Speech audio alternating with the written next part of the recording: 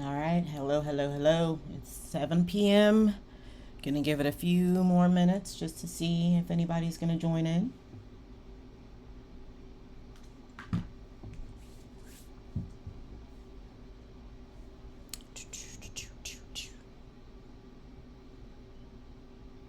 do not know why my music is not playing.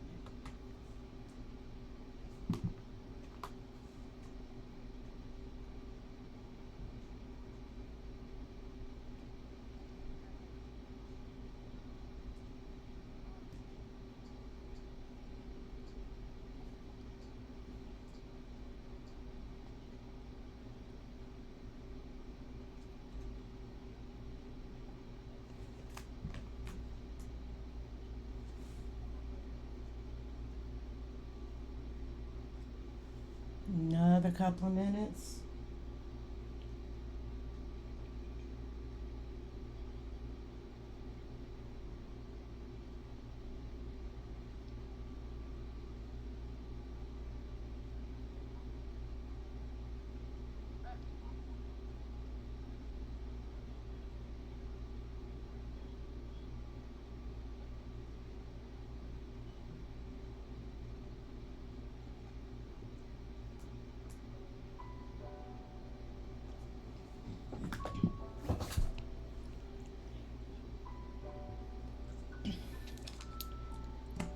Got about another 60 seconds before I get started.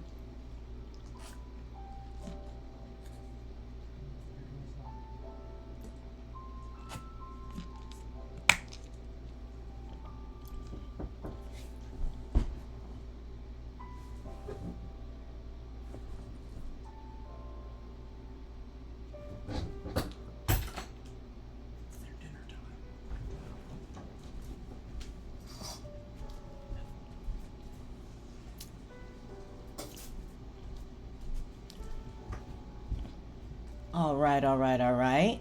So, gonna go ahead and get started, and hopefully, folks join in as I go. So, tonight we're gonna talk about how to use your housing voucher to purchase a home. And yes, I said purchase, not rent, but you can use your voucher to buy. So I know a lot of folks, they start asking questions because sometimes you don't get told that you can use your voucher to purchase. And everybody gets caught up in that rental cycle.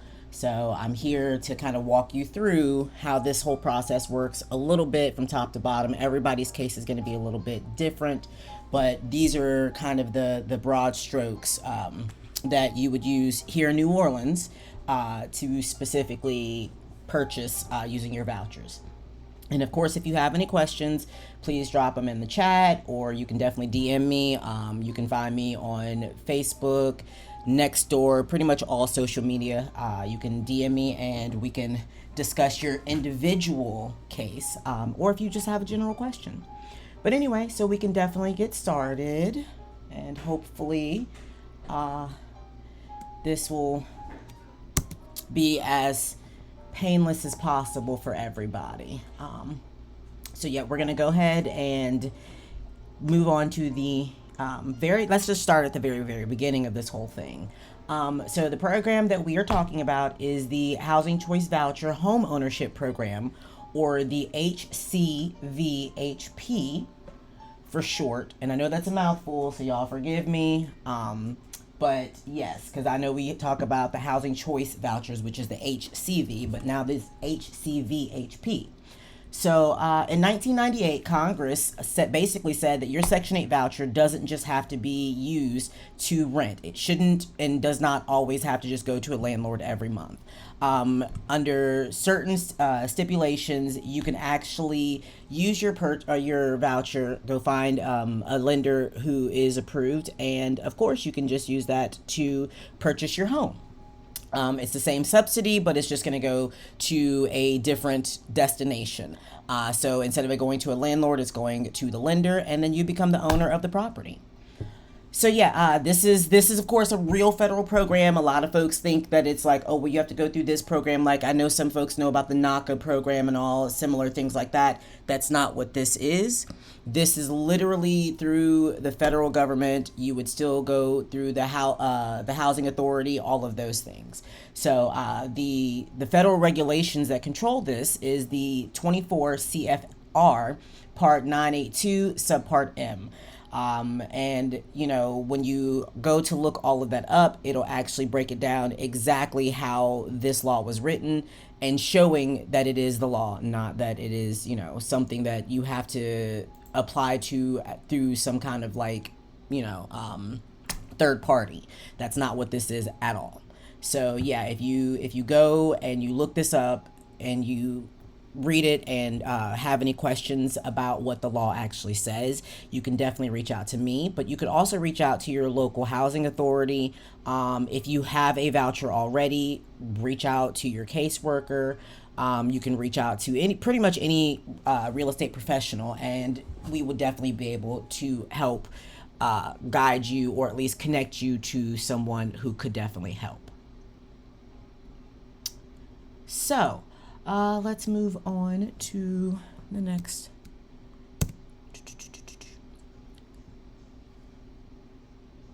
So the next voucher, who's eligible, who can actually use this program, who can do this, who does not qualify.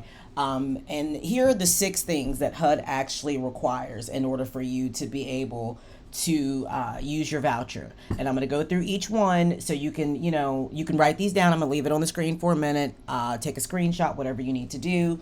And if you meet like all 6 of these, you might be in a pretty good place already to reach out to your caseworker to see what your next steps are. If not, you can always find out what your next steps need to be. But the very first thing that you have to do is you need to have a current voucher. You need to have a good voucher, and you need to be in good standing with the housing authority, meaning that you're not in any violation of your lease terms or your voucher terms. If you are in violation of either of, like with Hano, or if you're having issues with your landlord, you need to get those things taken care of before you can actually proceed to the next step of using your voucher to purchase your home. Number 2, you generally need to be a first-time home buyer. More often than not, that's going to be the requirement. There are exceptions, of course. The exception is if you're someone who is disabled. We will come back to that a little bit further down into the seminar, but for the most part, you really kind of have to be a first-time home buyer in order for you to be able to use this program. Number 3 is there is a minimum income requirement. You have to earn at least $14,500 a year gross income, gross, not net. So before taxes, if you make that or more, you should be in a good place. If you are disabled, the income requirements are definitely lower. It's $8,714 and some change. I would just round up to say $8,715. But that would be the floor of what your income requirements would be in order for you to use your voucher. Number 4, you need to be employed. So full-time employment, meaning at least 30 hours a week, bringing in, traceable income. And I say traceable because I do know that there's some folks that are, tip based, things like that. You still need to be able to show where this money is coming from, even if you are like, I was a service industry employee, so I do understand how tip stuff goes, but you have to be able to show the income and where it's coming from. Elderly folks and disabled folks are exempt from the employment requirement. They are going to be the only ones who are exempt from those requirements. Rule number 5, you have to complete a HUD approved home ownership counseling course. This is not optional. It is not optional at all. You have to do this. It's not a hard course, but it is useful. And I say useful. I've taken this class. I will say that there is going to be information that I feel all renters should know, especially as first time home buyers. There's a lot of things that home buying and home ownership you don't necessarily think about, because you've always been able to call someone else if you've had a leaky roof, or if you have a plumbing problem, or how much money should you have in a reserve fund, and how many reserve funds should you have, and for what. So the first time home buyers housing counseling answers a lot of those questions. They will go a lot more in depth on what you need to know to be a homeowner. And I tell folks, even if you are not using a voucher, you should probably take this course. I do believe that most of the loans that you can get, like the VA, the FHA, HUD, or USDA, I'm sorry, not HUD, but all of those things, most of them also require some kind of home ownership counseling course. That way they can ensure that you know what your responsibilities are as a homeowner. Again, even if you were coming in and let's say you won the lottery and you can pay for your house in cash, I still say take this class if you've never owned a home. It's beyond useful. And the sixth and the final one, and this is the big one, your voucher has to be active through the HCVHP program, meaning your regular housing choice voucher that you're using to pay your rent needs to be transferred or transitioned to the home buying program. Those are two different programs. You have your housing choice voucher program and your housing choice voucher home ownership program.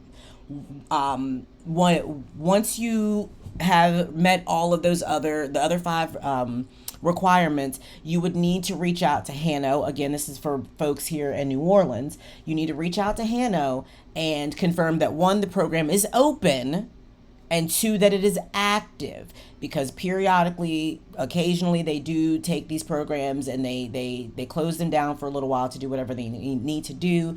They have also taken the program from some areas because it just was not being utilized in the way that they, I guess, thought that it should be. So when it comes down to it, you do need to still reach out to Hano and make sure that you can even start the process of doing this. I can give you all the information and the steps of how to do it, but I can't tell you that you can do it right now, because Hano may not even have the program active right now. So just make sure that you are reaching out, and you can just say, hey, I'm just reaching out, talk to your caseworker. I'm just reaching out to see if your home buyer program is open and accepting new transfers, because I would like to start the process. And your caseworker should definitely be able to answer that.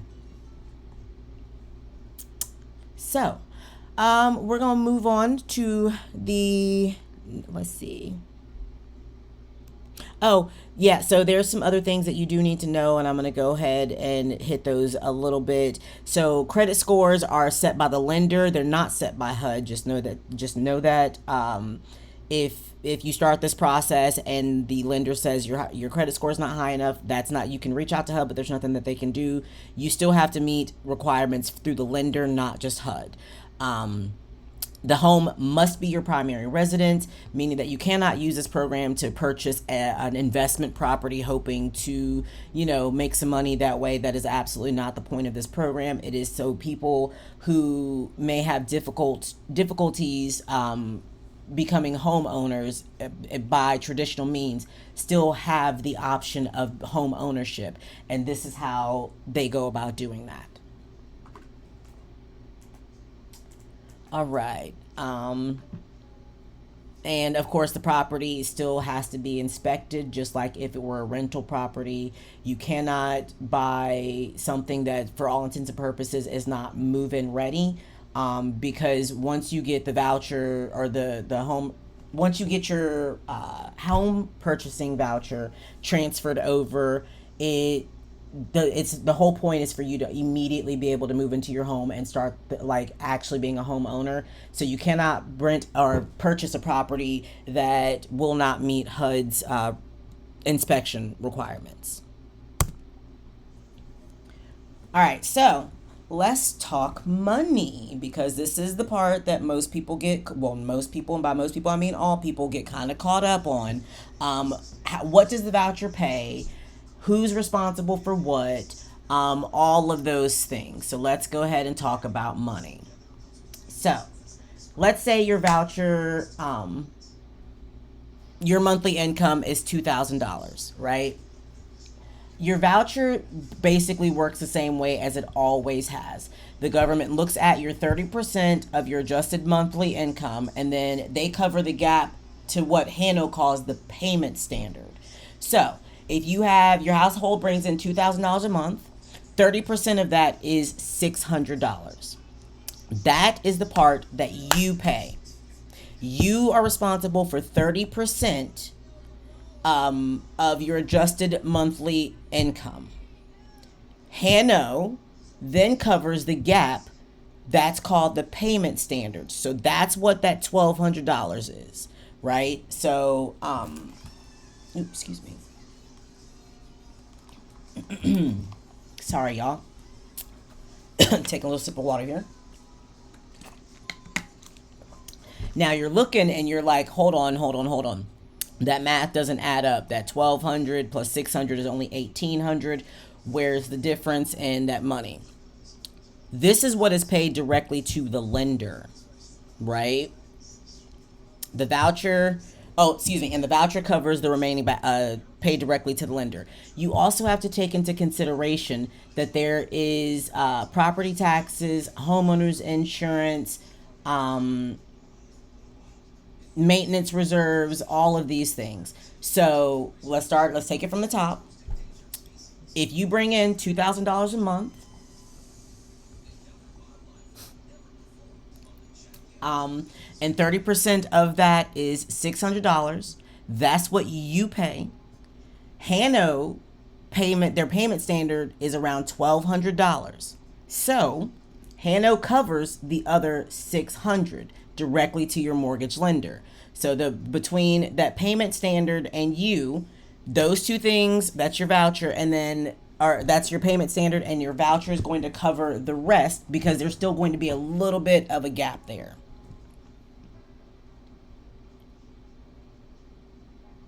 Now, the payment, like I said, the payment, the mortgage payment plus property taxes, homeowners insurance, maintenance reserves, all of those things have to fit into Hanno's payment standard. So that's why you absolutely need to sit down with a counselor. That's one of the reasons why they say take that class, and actually talk to some real estate professionals, myself or other realtors, or just a regular, like a housing counselor in general, before you can start going looking at the houses, because all of these numbers are kind of generalized right now.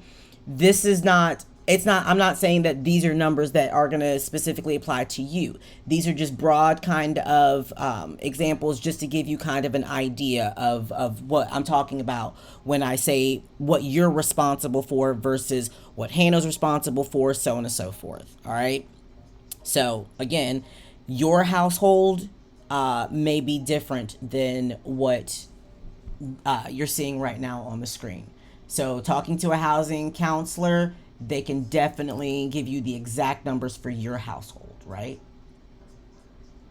All right. So, all right, you guys. So now we're gonna start. We're gonna map out what it means to actually start this process, right? I'm gonna do it in 8 steps. Got 8 steps from beginning to end, and ta-da. So your first step is, like I said at the beginning, or a little while ago, is to contact Hanno to see if the Housing Choice Voucher Home Ownership Program is even open, right? So without, and by open, I mean actively enrolling. If it's not, then, ask them when it might be open to take new residents. Ask them if there's a waiting list that you can be added to, or some other kind of situation that you can be notified of when the program is open. Because like I said before, it's not always open, and sometimes you want to start the process and you're told now you can, like, now's not the time. You got to pause. You got to wait, right? But if you find out that it is actively enrolling, you get the green light to go ahead, say, okay, great. What's the next step? Step 2 is to get pre-qualified with a HUD approved lender. Now again, listen to what I said, a HUD approved lender. You don't want to go to some of these shady kind of lenders to end up in an upside down loan with your home where you end up owing more than the home is worth. That was a big cause of what happened in 2008 with the housing crisis. A good bit of those folks ended up in upside down loans, and we do not want anyone to end up in that situation if we can help prevent it. So what that means is these lenders have to meet certain requirements that HUD has put out to make sure that you are protected and the lender is protected, okay? Now, when you go to the lender and you get pre-qualified, the reason why you have to get pre-qualified first is because that tells you how much house you can afford. You will hear that being said a lot, whether you're using a housing voucher or not to purchase a home. You will hear people say, how much house can you afford? Basically, what that means is, let's say you get pre-approved for $300,000. Okay, great. Does that mean I can go find a $300,000 house? Not necessarily. Do you have money for down payment and closing costs? Because those things are also taken into consideration.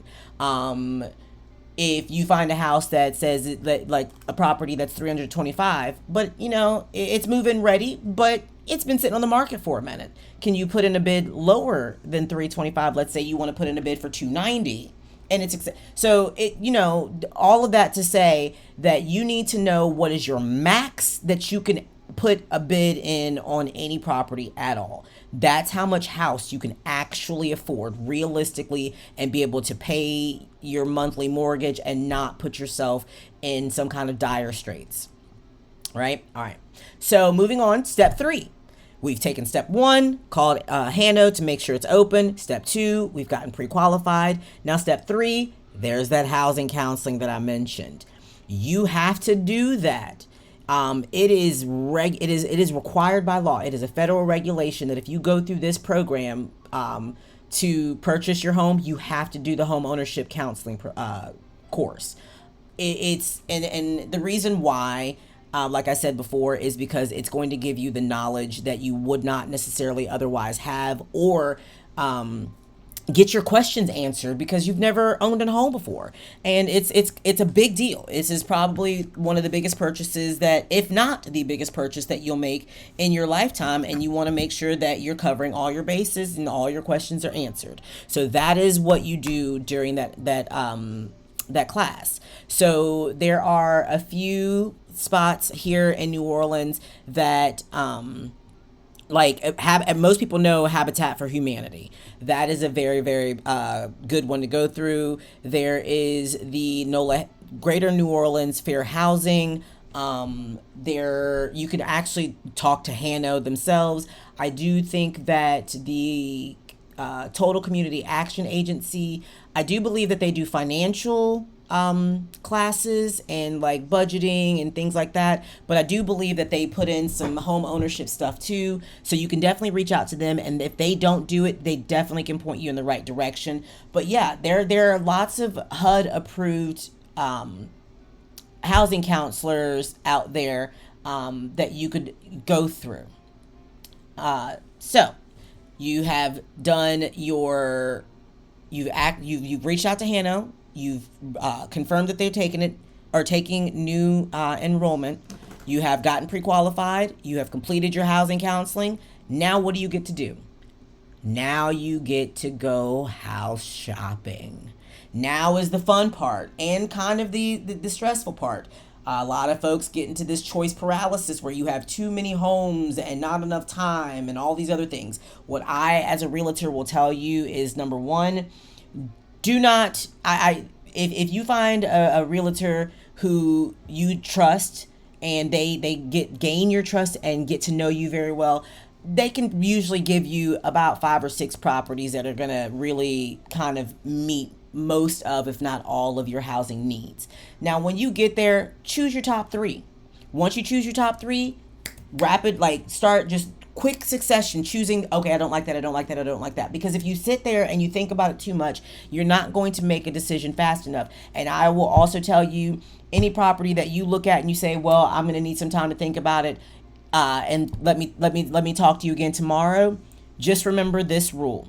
The house that you said, I'll wait and talk to you tomorrow about, somebody said that yesterday and today is their tomorrow.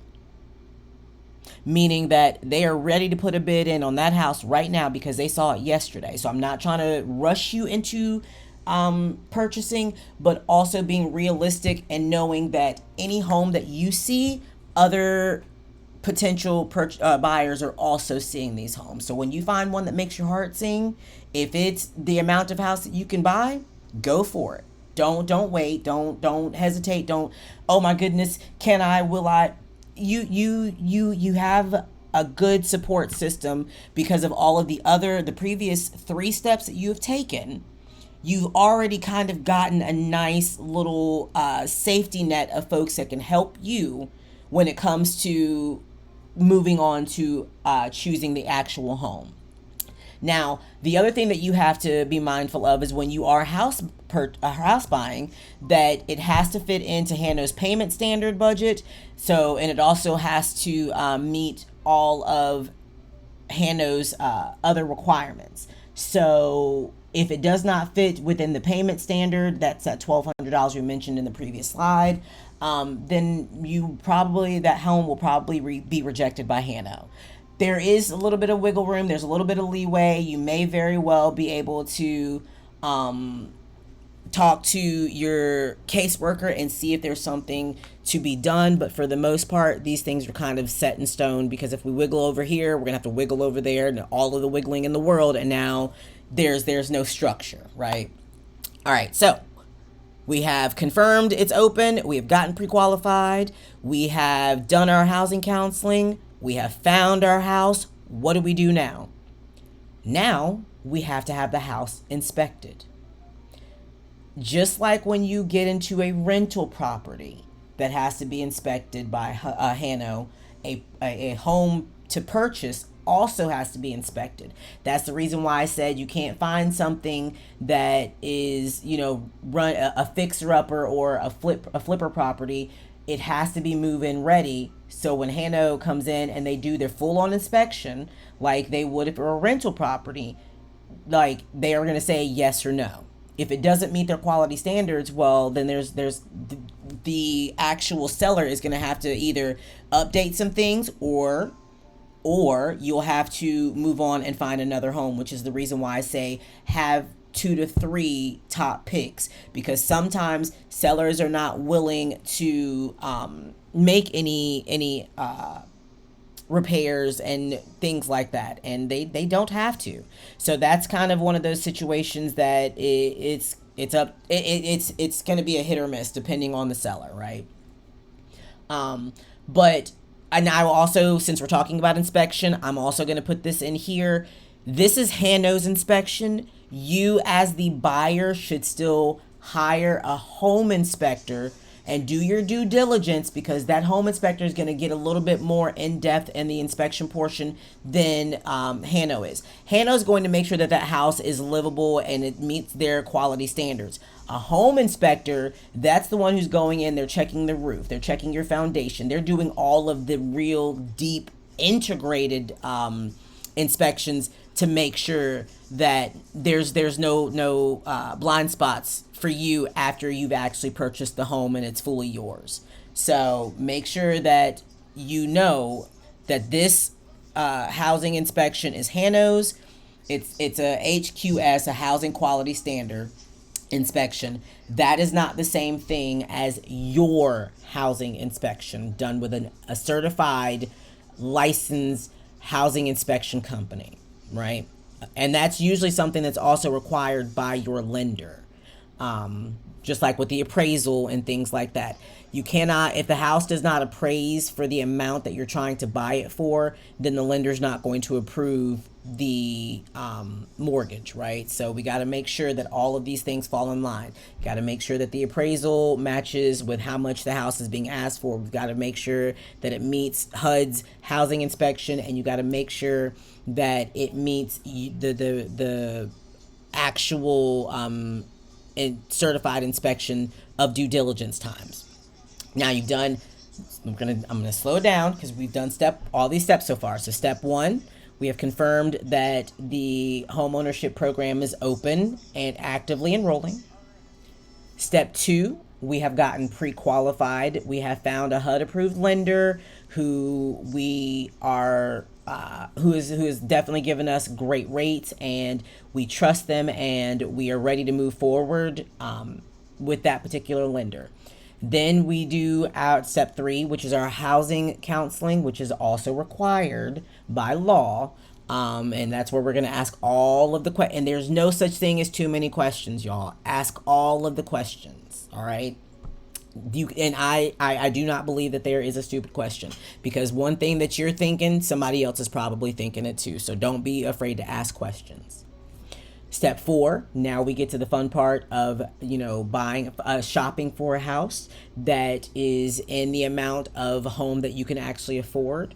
So once you find that, then we take step 5, which is where we have Hano inspect the property for their housing quality standards. And all of that is done before we close on the house. Now we're moving on to step 6. Step 6 is what's called an HAP contract, a housing assistance payment contract with your lender. Basically what that is your lender is aware that you are using a housing voucher to purchase the home and make your mortgage payments, and they are willing to accept those payments. Not all lenders are willing to accept the payments from HUD. So that's why, again, it has to be a HUD approved lender, because these are people that have already agreed and said, yes, absolutely, we will take these voucher payments as well as the remainder or the portion that the resident is responsible for, and this is the same thing as if you were paying for the full amount out of pocket, right?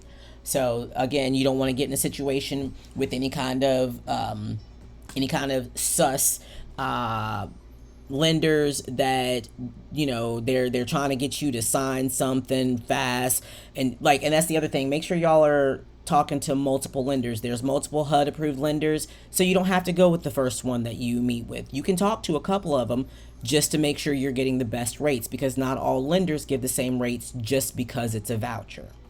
Just want to put that out there too. So you've done all of these things, and now your lender is signing a contract, the housing assistance payment contract that says, yep, we're going to take those payments. Let's go. So now that you've gotten that contract done, step 7 is technically where you would close on the home, but let's say there's a 6.5 step. That's where your foot's going up to 7, right? And that is where all of the other portions of the actual housing buying process with your realtor and your house inspection, all of those due diligence, all of those things are happening between step 6 and step 7. There is an actual full-on kind of like a roadmap for regular house buying, and not just for the Hano. So, and give me one moment. I'm gonna pull it up on my computer because my brain is a little mush sometimes. So when we're talking about what you would do in between step 6 and step 7, that is where you're going to be, I would be negotiating the contract, or the realtor, the real estate professional you have is going to be negotiating the contract. Once you get under contract and you've gotten the HAP with the lender, you're going to be doing your due diligence and stuff like that. So this is where you're going to be finalizing your loans, reviewing documents. This is where you'll be discussing with the seller anything that you found from the inspections, that even though it is met or it is passed Hano's inspection, you're over, like you're oh, wait a minute, hold on, now this roof has a little bit less life on it than you originally said, yada yada yada. It's not leaking, so Hano says it's good, but it's not necessarily super good because it still needs like some work on it.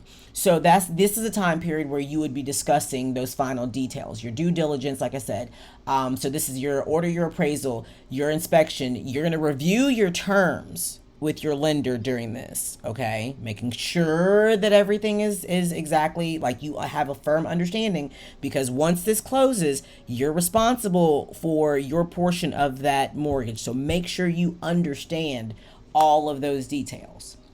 Now, once you've taken that 6.5, that 6.5 step, now we go to step 7. That is when you're going to close on your home. All right. So this is the fun part. This is now I will tell you, start practicing and doing some hand exercises, because there's a lot of signing involved in step 7. Your hand's going to start cramping at this point. So you're at the closing table with the seller. This is where you'll have the title company there. If you have an actual realtor, which I hope that you do, that person should be there with you. And this is where you're going to be signing all of your papers. This is where the transfer of funds and ownership happens. Hano sends a subsidy directly to the lender, so you don't have to necessarily worry about that part. Excuse me. But you do need to make sure that you bring your funds, because you are responsible for some of the funds that are happening during this process. Like I mentioned before, the closing costs.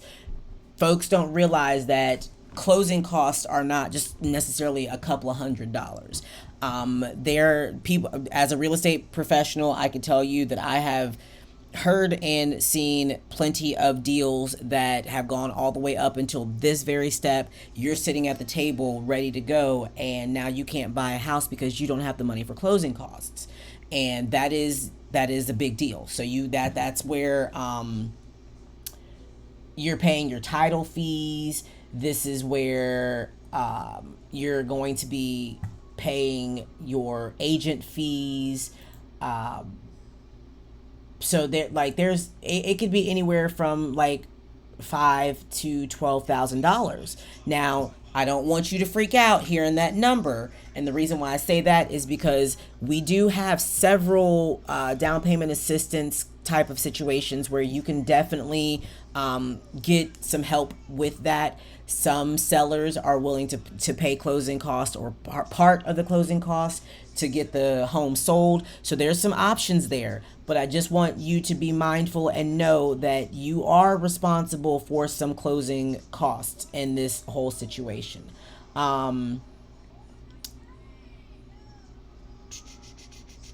trying to make sure that I'm covering all of the details with closing for you guys, because I would hate for anybody to get to that very point and then not be able to take the next step. Now, of course, again, your individual situation is going to be different than the next person. So every one of you is going to be able to talk to your housing counselor, your real estate professional, the title company, everybody who has a hand in your particular transaction. They can definitely help you know, like, hey, what am I going to be responsible for financially? Hey, what am I going to be responsible for here? Like all of those questions. But just know that right here at the closing, this is where you're going to be paying your share, and it's going to be about 30% of the actual cost of the home. So that's why I said it could be anywhere from $5,000 to $12,000, if not more. So just remember, about 30% of the total cost of the home. And I mean, not the asking price, but the accepted, when you place an offer, the offer price is going to be 30% of that. So We've gone from the very beginning of making sure that it was actively enrolling. We've gotten pre-qualified. We did our housing counseling class. We went home shopping and found our home, our dream home. We did the HUD required inspection. We did our own inspection. We have gotten under contract with our lender. We've signed all the paperwork to close on the home. Now we've gotten our keys. Is that it? It is not. It is not it. You still have to maintain your HANO requirements, meaning you still have to keep up with your yearly recertifications. As always, that does not go away just because you were purchasing instead of renting. You still have to go in, or however y'all are required to do your recertifications. And another thing is that this is one of the ways that HANO and HUD can confirm that this is still your primary residence and that you're not trying to rent it out as an investment property. So everything that you would be required to do for your housing voucher as a renter, it is also still required as a purchaser. All right. Whew. I know that was a whole lot, right? 8 steps. 8 steps, y'all. So, now that we've talked about 8 steps, I hope you kind of have an idea of where you might be in this whole process. You could very well be at step 1. You might have step 2, 3, 4 done, but not step 1. Like you might have skipped some steps. That's okay.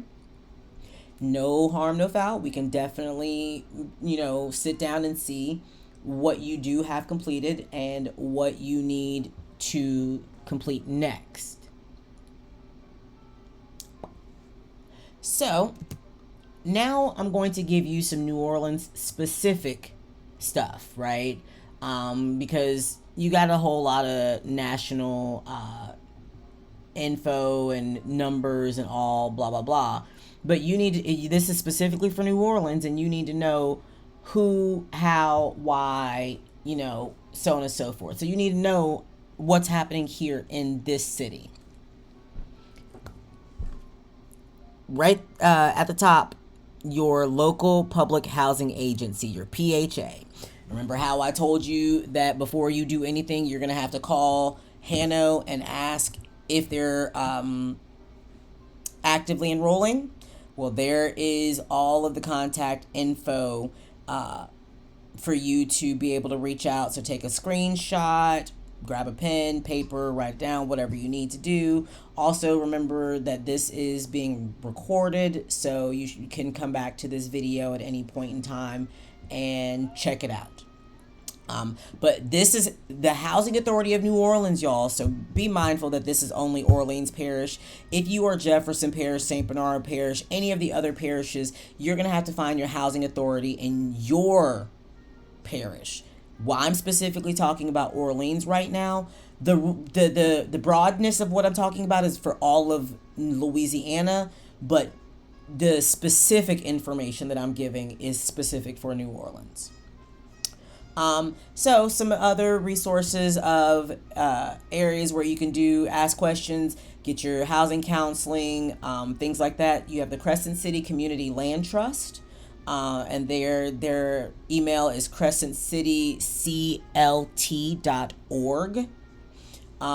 They have the housing counseling, and they can definitely also help with some of the applications for the down payment assistance stuff. They can kind of help guide you through that. You got Habitat for Humanity here in New Orleans. They also do the homebuyer programs and counseling. That's nolahabitat.org. And of course, you have a Habitat for Humanity in your local community as well, but this one is for New Orleans. You have the Greater New Orleans Fair Housing Association. They are HUD approved for the housing counseling classes. They GNO fairhousing.org. That is a resource that I could not speak highly of, or not enough of. It's more than just the housing counseling, you guys. When we're talking about fair housing, we're talking about making sure that there are no discriminatory practices that are happening. If there is, what do I do? Who do I go to? If I've noticed that my neighbor is being discriminated against, because we're neighbors here, y'all, we got to keep an eye out for each other. That's a great resource for y'all, just to know your rights as a resident. Okay, that a tenant or a homeowner, you need to know what your rights are. So fair housing is a great place to start. The next one also is a great place to start. Louisiana Housing Corporation. They help with down payment assistance, but they also are a good place to tap in if you're trying to find other resources pertaining to housing. I know that the LHC was doing a lot of work during COVID, to help folks with rental assistance and things like that. But I do highly recommend reaching out to the LHC, when you're ready to start doing the down payment assistance and start having those conversations. And just so you know, while we're talking about down payments, because the last one on my list too, which is the City of New Orleans Soft Second, you can get up to $35,000 in down payment assistance. You can go to NOLA.gov. The reason why I want to talk about, or I wanted to pause with those two right there, is because they're both down payment assistance, right? I need y'all to know that these down payment assistance programs do stack. You can get more than one and put them together. Meaning that if you were able to get the soft second from the City of New Orleans and LHC gave you or helped you with their down payment grant, that's two different grants that you got to put together, which could very well cover the cost of or not very well, but probably will cover not just your down payment, but also cover your closing costs and all those other things. Because the way that would play out is that those funds would go in to the overall stuff, and then the difference of what your lender was giving you would come and pay the difference. So just know that all of these grants and the housing assistance and things like that, they all stack. You don't have to choose between one or the other. So I always tell people, go and see which ones you qualify for. Try to qualify for as many as you possibly can. Okay? You don't have to pick and choose. So I'm going to move on to the next and give it a couple more seconds for anybody to write that stuff down, screenshot, whatever you need to do. And like I said, this is being recorded, so you'll definitely be able to come back later on and watch it. And take notes if you need to. Now, we're going to move on to credit, because I know that this is what most people start to get worried about. We talked about money a minute ago, and it's like, oh crap. So we can get down payment assistance and stuff like that, but what if my credit is not great? Well, HUD does not set a minimum credit score, first off. Your lender does. Okay, so when we're talking about your credit score, asking HUD what their minimum is, they don't have one. They're not going to be able to answer that for you, because they're not the ones lending the funds. They did partner with, they have their HUD approved lenders, and those HUD approved lenders have to be willing to accept HUD's stipulations and regulations. So when we're talking about HUD requirements and stipulations, if you want to get one of these, one of the loans, FHA, USDA, the VA, those things, a conventional loan, all of those things have to still meet HUD's requirements. So FHA loan can go down to a 580, sometimes a little bit lower. And then you get 3.5% down payment, right? That's a minimum. So that one is the most common when it comes to your housing choice voucher homeownership program. But and when I say a little bit lower, I mean it can go, if you're between 500 and 579, homeownership is not a no. It is yes, comma, however, you may need a bigger down payment. So that's what that FHA lower credit underneath, that's what that means.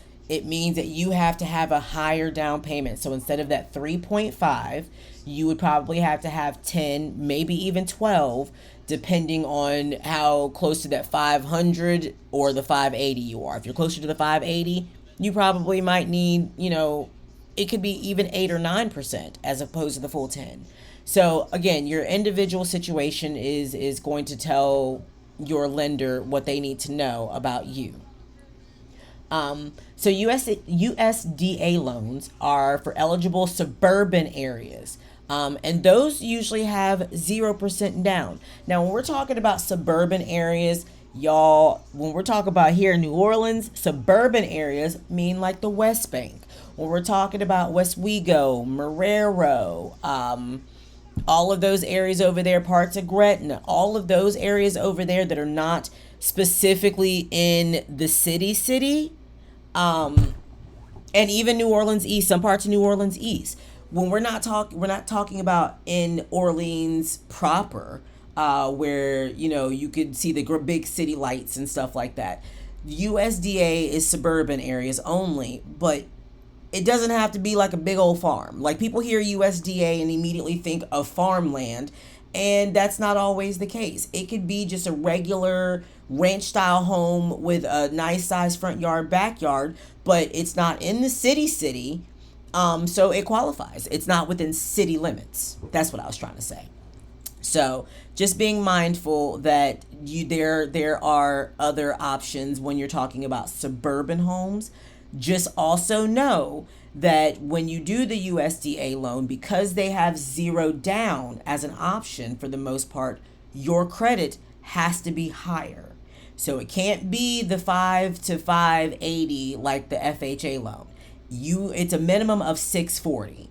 And again, it's not necessarily that it's a no. It might be not right now. You could be at like a 629.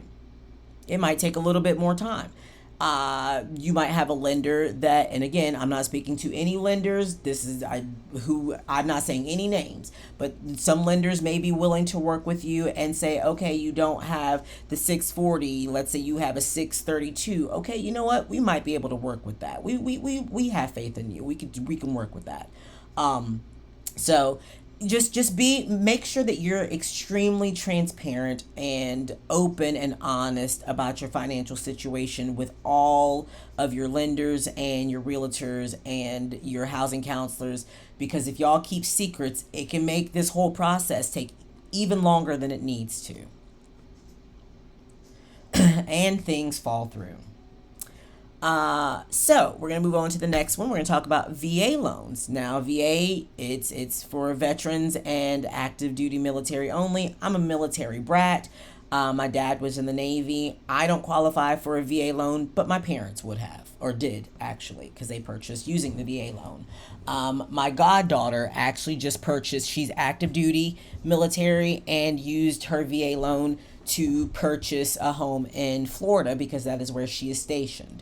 She told me that the process was kind of easy for her. I've not had the luxury of doing a VA loan, but I do know that it should be a fairly straightforward process because it's a government office dealing with another government office and they speak the same language, right?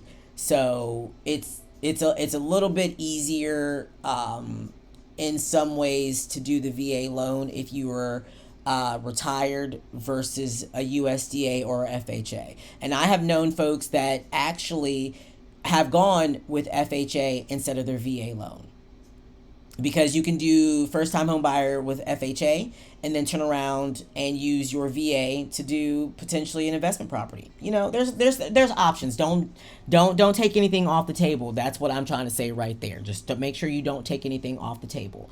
But for VA loan, there is no minimum credit score, which is a bonus, and there is 0 down. So if you are military or retired military, or your spouse, definitely make sure.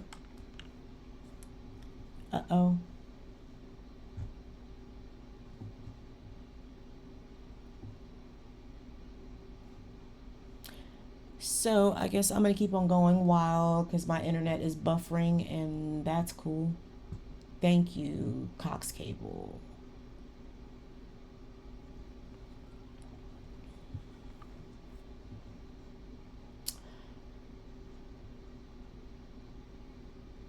So, moving on, we are going to talk about the conventional loan.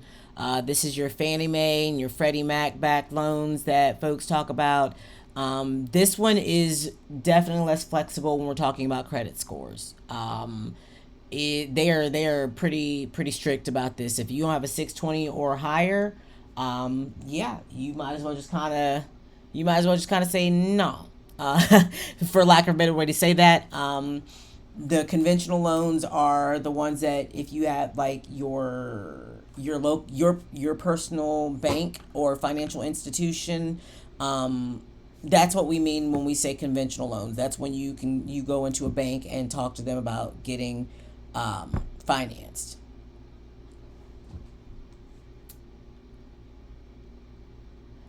And okay, it looks like my live stream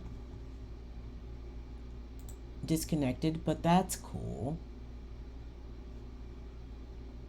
I'm going to keep on going because this is being recorded.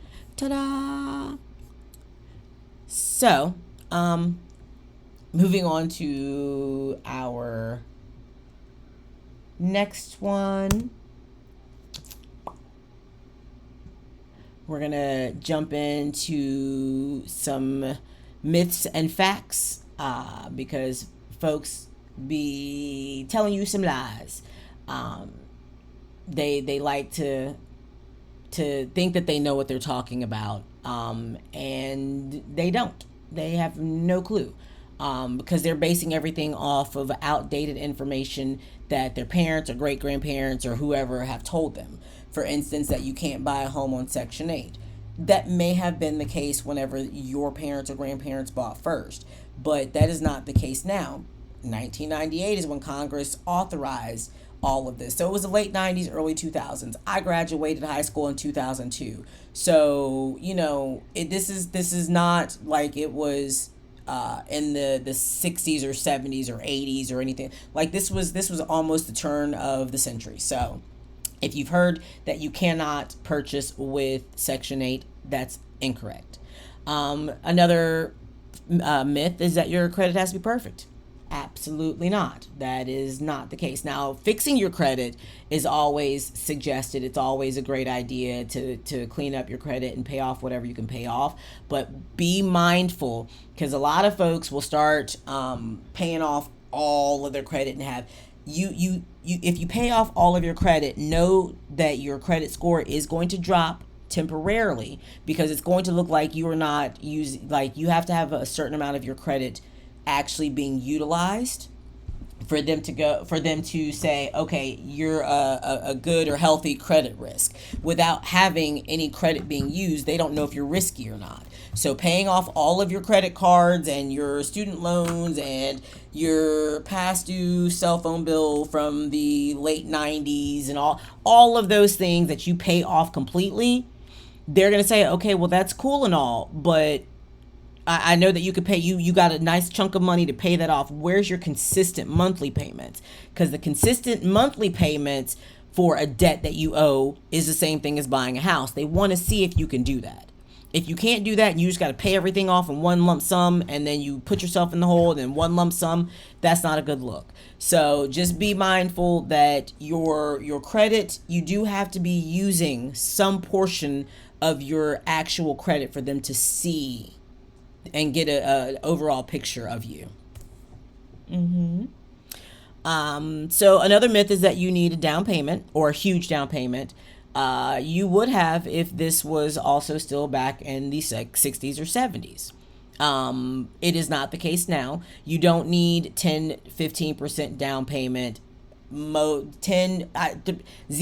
if it's the USDA, like I said, 0 if it is the VA, 3 to 3.5 if it's the FHA. Like, it's not what your parents' down payments used to be, but also being mindful that, parents probably bought your house for 3 blueberries back in the day. That's what my eldest makes the joke and says. You were able to buy a house for 3 blueberries and a handshake back in the day. Now you might have to, barter and give away an organ or something. I don't know. But but yeah, you don't have to have a huge nest egg. It is good to have a nest egg. It is good to have some money saved up as a down payment, but it does not have to be a gargantuan amount. And to be completely honest, like I said, you have the down payment assistance programs. You should have something that's called earnest money in a savings account, but that's completely different than the down payment. The earnest money is basically showing that you have 3 to 6 months reserves, not to be confused with your maintenance reserve. That's a completely different account. The earnest money is if, hypothetically speaking, you were out of work for whatever reason for 2 to 3 months. They want to make sure that you have the funds to make your house payments without putting yourself into an even worse situation. So you might want to make sure that you can have this in a completely separate account from your standard savings account or your standard whatever, something that you're not going to touch for any reason whatsoever. All right. Anyway, another myth is that sellers won't accept a voucher buyer. The fact of the matter is that this is a contract between you and your lender. This is a contract between you and HUD and you and Hano. Not saying that the sellers are not involved, but the sellers are going to get their money regardless. That's where the lender comes in. The lender is going to lend you the full amount to give them, and then your voucher is paying the lender back. So just know that there is some confidentiality that happens in these funds. Now, the seller does have the right to know where you're that you've been pre-approved and that you have, this or that. There's some things that they do have the right to know, but as long as you have a good realtor, and you have been pre-approved by an actual acceptable lender, you're not likely to have too many problems, because at the end of the day, these sellers, they want to sell the property. That's the whole point. They're trying to sell this home, and they can't do that without buyers. So just being mindful of that.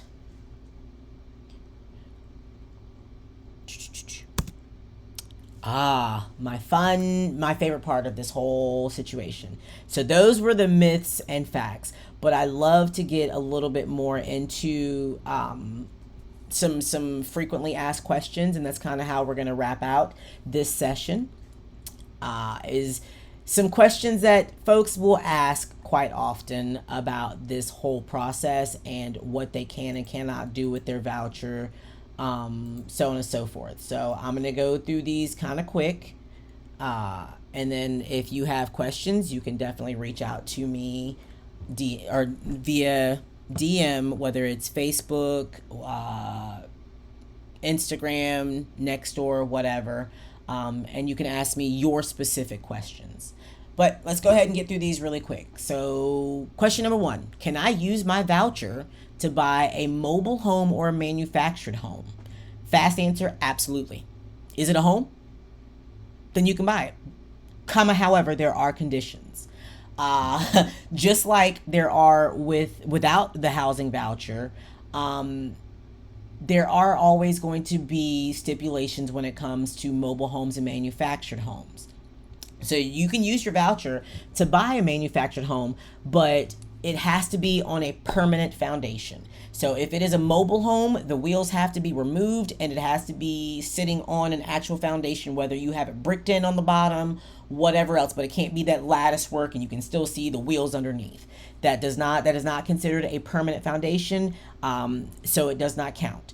And that foundation has to be on land that the family leases from an actual company, or that they own already. It cannot be on, some rando lot that you just happen to do a handshake deal with somebody. Absolutely not. Either you own it, or it can be in a mobile home park, things like that. It just cannot be sitting in somebody's backyard.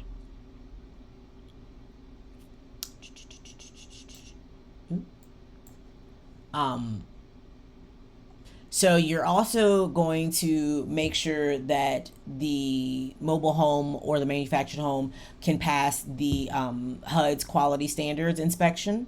I mentioned that earlier.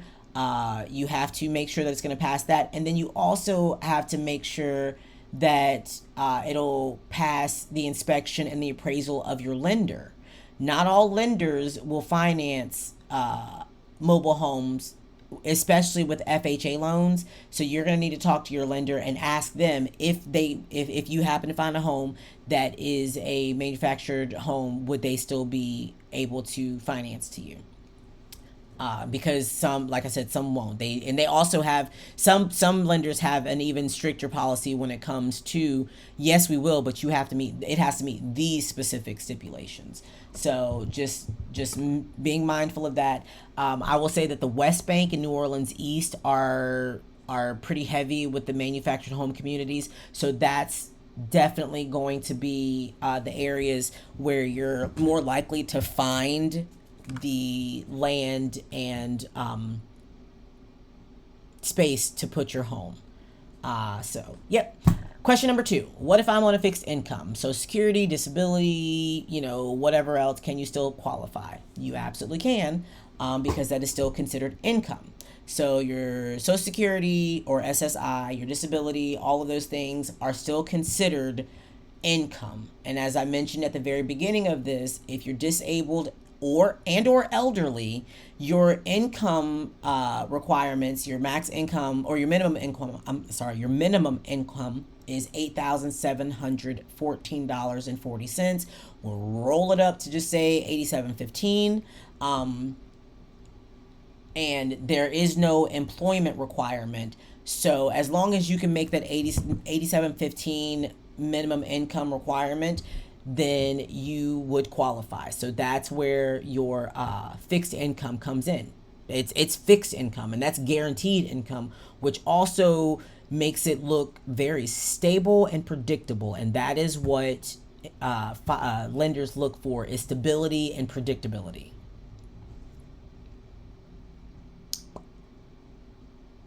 So let's see. What happens if I lose my home or lose my job after I buy the home? Remember what I mentioned about that earnest funds? That's part of what happens. You have your rainy day, your little cushion. But once you're in, and that's for an overall home ownership situation. When we're talking specifically about housing vouchers, if your income drops from job loss with your voucher, you need to first reach out to your counselor immediately, because you need to let them know that your share of the payment needs to be adjusted accordingly. Your voucher will be recalculated, and it is recalculated every year based on your income. So if you lose your job, you need to have them recalculate everything. And that's one of the protections of this particular program in general, is that if you lose your job or your income decreases for whatever reason, you can have them go back and recalculate and reevaluate your specific situation to make sure that you don't necessarily lose your home. So that's why, renting with the voucher and purchasing with the voucher is kind of a good idea if you have the ability, the purchasing anyway, because you'll be given a little bit of leeway. You're still going to be responsible for paying the things like your taxes, your insurance, yada yada yada, but you're still gonna, they're gonna be a little bit more understanding, and you're still, part of your mortgage is still going to be getting paid with Hano.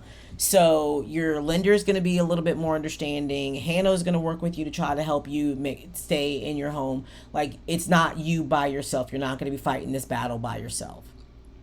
With that being said, try to do that 3 to 6 month reserve, that earnest money. Try to have that in an account that you're not going to touch. That way, if you encounter a situation, and I know how hard it is to save 3 to 6 months worth of money, y'all. I do. I'm a single parent. I get it. It's not easy, but it's not impossible. It is. If you really wanted to be a homeowner, you would find a way to make it happen. Even if it's $5 here, $2 there, $10, every dollar that you save is a dollar that you could be using for this fund to help you own a home. And home ownership is how we build generational wealth in our communities, right? So let's try to do everything that we can. And again, it's hit or miss. And if you find yourself, oh crap, I got to go and dip into this fund, that's fine. And I'm not saying don't dip into it, but we also need to figure out why that happens. Why are we having to dip into our reserve funds? If, maybe we need to readjust our budgeting. Maybe we aren't doing it right, whatever. But just be mindful that having 3 to 6 months reserve is it seems impossible, and it seems like they're asking a lot, but it's for a good reason. All right. So question number 4, can I buy a home with someone else, like your partner, your spouse, cousin, uncle, whoever, if they're not actually on your voucher? Because I'm a very big proponent of community and multi-generational living and things like that. Our elders before us did stuff like this, and I do think that and elders teach the youth. So I feel like multi-generational households are a thing, and they should be a thing.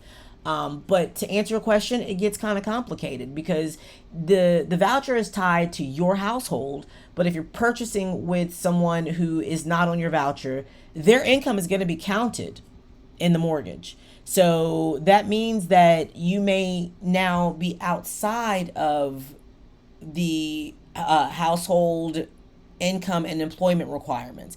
And if you're outside of that, that could, one, affect your voucher, because now Hannah is going to look and say, well, your income is now more than what you're reporting. And then the other side of that is your lender is going to go, oh, okay, well, then you make this much. Sure, you can buy this amount of house. And then you get approved for the house, and Hannah says, I'm sorry, but you don't have your voucher anymore because your income is too much. Well, without that voucher, you can't afford the house. So you just got to be real careful with this and how you're purchasing and who you're purchasing with. You don't have to purchase with someone else. But if you do, just be mindful of just know that their income is going to be included in this, and that may disqualify you from using the voucher. Hannah does have rules about who's considered or considered part of the assisted household. And if you, like I said, if you add someone and they're not Hannah approved, that's the other thing. Let's say that this is someone who was a person who was previously incarcerated. They can't get housing assistance. And I does not matter how you do or don't feel about it, how I do or don't feel about it. I do know, like, if you have a felony, there's certain things that you cannot qualify for. But that doesn't mean that you won't necessarily have a life partner. Well, now you and your life partner are in that situation of what do we do, because one person doesn't qualify for Hannah, they automatically, but one person has a voucher, yada yada yada. The best thing I can say is, one, talk to Hannah. You need to talk to them, because you cannot just add somebody to your whole you can't just add somebody to your voucher and to your mortgage and all these other things. They still have to go through the whole process, and Hannah does actually have to sign off and say yes.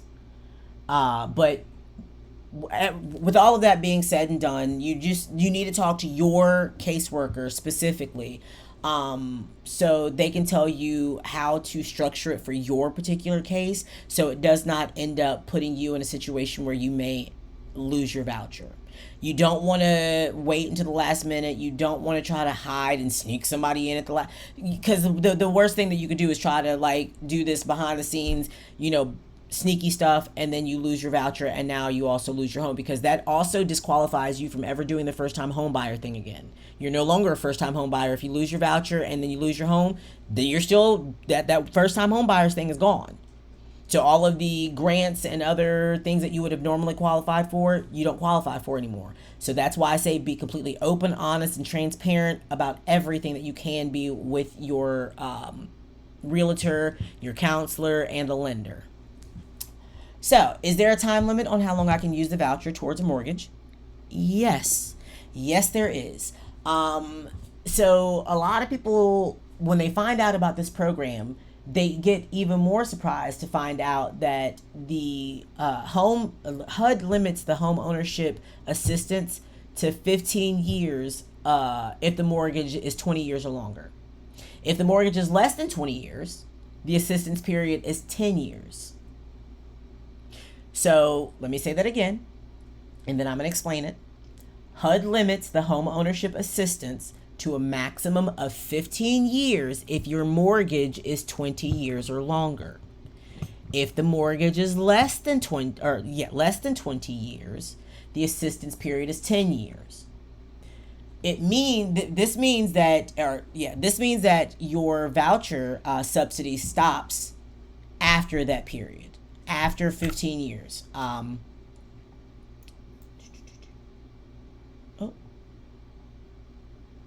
Sorry, y'all. I keep losing my place. Basically, what they're saying is Hano has helped you for the last 15 years of paying for your house. They're hoping that after 15 years, that, you've built some equity in your home, that your mortgage balance has been paid down dramatically from their help, and that after 15 years, you could and should be able to kind of manage your payments by yourself at this point. Now, that's not to say that if you can't, that it's a bad thing at all. I'm not trying to shame anybody. This is just the fact of the matter is that HUD says if your mortgage is 20 years or over, I'm only going to help you for 15. If your mortgage is less than 20, I'm only going to help you for 10. This is how much time we're giving you to have a little breather, to be able to, get your financial life in order, and to be able to take this over and do it on your own. And to be honest, y'all, 10 to 15 years, if we can't, I don't know what to tell us. I don't know what else to say about this. Now, mind you, this whole time, I would suggest that you're also still using whatever resources in your local community you can. You can continue to go to the financial counseling classes. You can take the housing counseling class more than once. All of the things that you can do to stay knowledgeable, to stay ahead of all of this, and to make sure that you just have some place to ask some questions if you need to ask questions. That's really kind of what these organizations are here for. To make sure that when you hit that 10 to 15 year mark, that you actually are like, yep, I'm ready to go. And you might not even have to take that full amount of time of 10 to 15 years. You might reach your financial goals way before then and be like, you know what? I got this. I got this on my own. Basically, for lack of a better way to say this, think of your voucher as your driving permit. Think of it as your driving permit, and you've got all of these rules, and you've got your driving teacher that's going to continue to help you until you're ready to take your driving test. And as soon as you get your driver's license, you're good to go. Your driver's license is you taking on the mortgage payments completely by yourself. That 10 to 15 year period, that's your driving teacher. So you got 10 to 15 years, and that also, it's going to lower your overall balance. So after them helping you for that long, just think, it's one, like I said, you built equity in your home. Equity in your home means that now it's not you actually have something worth something. I could do something with this. Equity is what you can use to go like withdraw and go get an investment property. or put your kids through college, or buy a new vehicle, or take your dream vacation, or whatever. I don't know whatever your heart's content, but equity is something that you want, not just need, but you want. And it's going to be difficult to do that if you get yourself into an upside down loan, which is why it has to be a HUD approved. You see how all of these things connect. You have to do this so it doesn't do that, so it doesn't do that, and so on and so forth. Yeah, it's all connected, y'all. Another question is, what is a maintenance reserve, and do I really have to pay it? Yes and yes. A maintenance reserve, it does matter. When Hanno calculates all of your household income and your income and all of your bills and everything else, they do include a monthly maintenance reserve, and that's how much you need to set aside every month for repairs and upkeep. Remember how I mentioned that you have your earnest money or your savings account over here? That's cool. You keep that. That's completely separate from this maintenance reserve. Maintenance reserve is if your washer breaks down, your refrigerator, plumbing issues, your AC goes out. Like, these things start to add up really, really, really quick, especially if you here in New Orleans with these older homes and all the heat. And God, could you imagine your AC going out in the middle of July or August here? Absolutely not. Where's the money going to come from? Where's the money going to come from to fix your AC? They don't want you to go take out a loan, because now you're putting yourself in debt. You don't want to acquire more debt. You're trying to get rid of debt. So you can't go out and take out a loan to fix all of these things, because now you're going to have to add another bill. That's more money coming out of your paycheck every month. We don't want that. So if you have a maintenance reserve, then all of those costs that you're talking about that they will happen. This is the reality of home ownership, y'all. All of these things will in fact break at some point. You will have to do your plumbing. You will have to fix your AC or your water heater, or your roof is going to leak. All of these things are reality, and you can't call a landlord anymore. You are the landlord. You are the lord of your land. That is your land. So who are you going to call? You. Can't call Ghostbusters. So because of that, you need to have your maintenance reserve. And I will also tell you that all of your appliances have a shelf life. They all have amount of time that they are good for, and once you go past this, if they break down, they were there for the amount of time that they were actually supposed to be. So knowing if you purchase a home that already has the washer, the dryer, the refrigerators, because some homes if don't have the appliances, but if they do, it's a good thing to ask the seller, how long have you had them? Do you have any of the paperwork for these? Because I need to know how much life they still have on them, so I can make sure that I have all of the funds that I need in my reserve for when this particular thing is going to break down. I.e., if my refrigerator only has 2 years left on it, I need to make sure that I have the funds to replace that refrigerator before we hit that 2-year mark. Warranties, all of those things. You need to ask about warranties too. So, just making sure that you're covering those bases and you have your maintenance reserve, because the reserve, this is not for bureaucratic. It's not this or that, blah blah blah. It's literally, it could make or break home ownership. This could literally save you from losing your home, because one thing you don't want to do is take money away from your housing payment to have to replace a furnace or something like that, and now you can't make your mortgage payment for the next month. Excuse me. So moving on to another question. What if I want to move after I buy? Can I sell the house and get another voucher for a new place? Yes and no. Depends. And it depends on what your specific housing authority and your voucher status are at the time of the sale. So it's not to say that you can't sell your home. You can list the home for sale, but it sometimes you would be required to return some of the funds. Sometimes you're not, depending on what Hano's policies are. You are not immediately, and that's the other thing. If you have a voucher, you go from renter to home purchasing, and then you want to sell, your voucher does not automatically go back to renter. Hano has to approve switching back from home ownership to renting, because the whole goal is to have everyone be homeowners. So if you've decided that you no longer want to own, not that it is that you can't, but if you've decided that you want to sell, Hano's gonna have you wait, and they're gonna look some stuff over, and they're gonna approve or deny. And if you sell over the amount of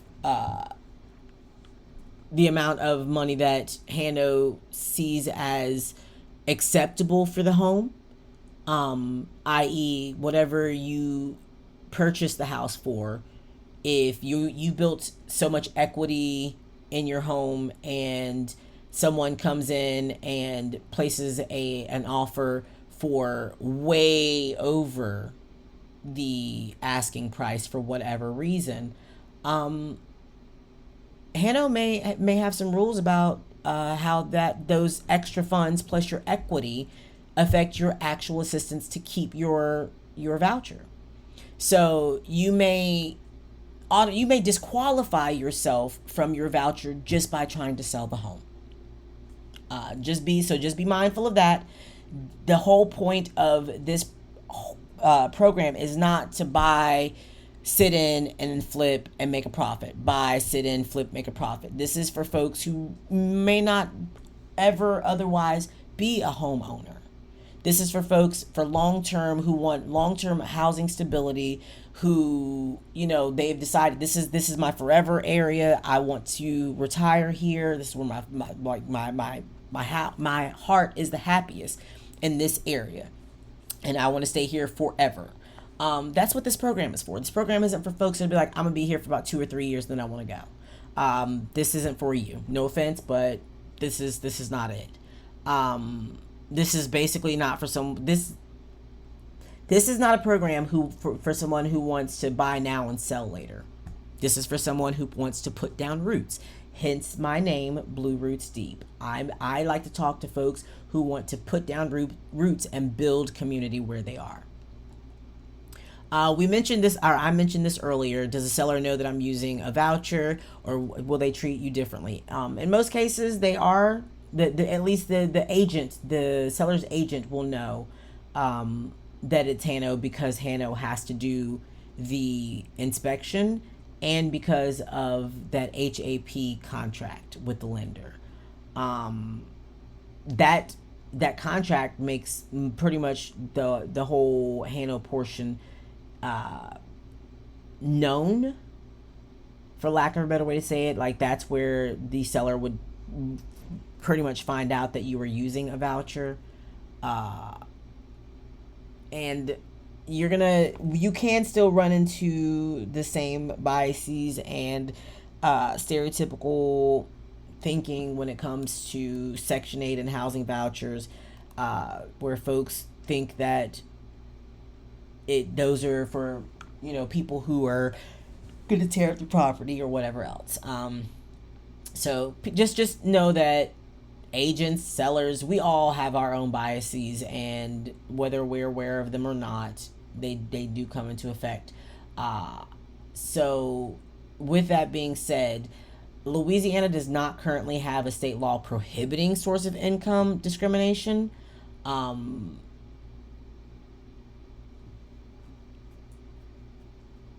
But New Orleans City Ordinance does provide some source of income protections. Okay, so Louisiana does not currently have state law prohibiting source of income, but New Orleans has some protections. The Fair Housing Action Council is who you would, like I said earlier, who you would talk to about dealing with any kind of housing discrimination, and knowing that you have a housing voucher and saying no to you is a form of discrimination. I will also point out really quick that in Louisiana, when a seller puts a house on the market, if you place a bid on that house and it passes all of the inspections, the offer has to be accepted. Once it's been accepted, it has to go through. You don't get to renege, and neither does the owner, unless something like, let's say, the roof doesn't pass inspection, and you say that one of the concessions is you want the owner to fix the roof. If the owner says no, then that's kind of an out for you to pull or revoke your offer. But if the owner says yes and fixes the roof, there's no out. You're still going to have to move forward, even if that person seems like they're not a very nice person, because this is not about niceties. This is about your house. Okay. So just know that some folks are going to feel some type of way or whatever, but they can't actively discriminate because you're using a voucher. Practically speaking, the best defense is a strong pre-approval letter. Your agent, having an agent who is knowledgeable with voucher transactions and who can communicate with the other side to help negotiate for you. That's what we as realtors are here for, to help this process go smoothly and negotiate for your best interest. Because we as realtors know that you have every legal right to purchase a home, even with your voucher. It is still a right. So I just need y'all to know, having a voucher does not make this any easier or necessarily harder, but it does mean that there's some nuanced areas that might have to be gently worked through, okay? But people cannot tell you absolutely no just because it's a voucher. Another question. I'm currently behind on rent. Can I still apply for the program? You need to get caught up on rent. That's considered a lease violation. If you are behind on your rent, it means that you are no longer in good standing with your landlord, which means you're no longer in good standing with Hano. So you got to get that taken care of before trying to buy a home. And this is not meant to be judgmental at all. Again, y'all, I have been there. I'm a single parent. I have been in situations. I will be honest and say I have actually been in I've been housing unstable with my children. That's one of the reasons why I became a realtor in the first place. So the best advice I can give is, let's get stabilized first. Your voucher helps you, but it only gets you so far. Some of this, y'all, we gotta stand on our own, and also touch with your community. Hey, y'all, I need help. Not financially, but who do I know that can help me come up with a budget? I don't know how to budget my stuff. Nobody ever taught me this. Because some people just didn't learn financial literacy. If you got a neighbor that always seems to be on it, maybe they'd be willing to help you, learn some financial literacy. There are also the housing counselors help do that. The Total Community Action Agency teaches financial literacy classes. So there are a lot of resources. Southeast Louisiana Legal Services, like there's a lot of places where we can sit and talk about and help you work through and learn financial literacy to get you back on track, to get you back in good standing, to get your rent caught up. Because again, without it, you're not in good standing, which means you can't even apply to the homeownership program without it. Another question that a lot of, and especially if you're in New Orleans, because Lord, we love a double here. Can I buy a duplex or a multi-unit property and live in one unit? So they do have rules about a place being your primary residence, but there is nothing that excludes multi-unit properties. They do prefer for you to try to find, single family homes or townhomes or condos, but there's nothing stating that if I find a duplex, a triplex or something like that, that's within that's the amount of home I can afford, and it's also in Hano's standard payment or payment standard. All of those other requirements have been met. It's a triplex. Well, then yeah, no one is saying that you can't. And honestly, I think it's a very, very smart idea, because if you're talking about 10 to 15 years down the line, and now that property is yours and Hano has nothing to do with it, now you can do whatever you want. Now you can, in fact, flip it or rent it at all three of them out, or two of, however many units there are in the multi-unit. There now you can do. Now you are in the position of helping other renters have stable housing. Y'all give back to your community this way. See, everything circles back. It's all connected. Community helps community, y'all. So you could sit here and get you a duplex or a triplex or a quad or whatever, if it's within the amount that you can, of the amount of home you can afford. It meets all of Hano's other requirements, and who knows, in 10 years you could be the person that is helping combat the houselessness that we have here in the city. And I personally could not think of anything better to do with a property that our taxpayer dollars have helped purchase. I'm Gucci. If y'all want to use that money to help other folks get on their feet afterwards, please do. Please do. I second third, fourth, and fifth this idea. This is not to make y'all want to be rich. That's not the goal of this. The goal is for us to help each other, okay? So I'm not talking about go out here and become a landlord and think that you're going to exploit your neighbors and stuff like that. That's not the goal of this. We want collective consciousness. We want the whole idea of not just sustainability, but to go back to a time where you could go to your neighbor and actually, can I not just borrow a cup of sugar? Can I talk to you? I just need a friend. Can we go back to the days where we were friends with our neighbors and our community members? This is how you do that. You don't want somebody living in your spot that you aren't friends with, right? Like, I personally wouldn't want to. So yeah, that's one of the reasons why we're trying to do this. But also, to be honest, let's start thinking like investors, y'all. I'm not telling you I don't want you to exploit your community. I don't want you to try to, suck all of the life out of them. But there's nothing wrong with trying to elevate yourself. As you elevate those around you. So you could start this process being someone who has stability issues and all these other things. And over the years of having this housing voucher help pay your house, you get more financially stable. You start getting your other stuff stable, and now you're able to go, you know what? Yep, I think I'm ready to take on the mantle of buying this whole thing completely, or paying off myself.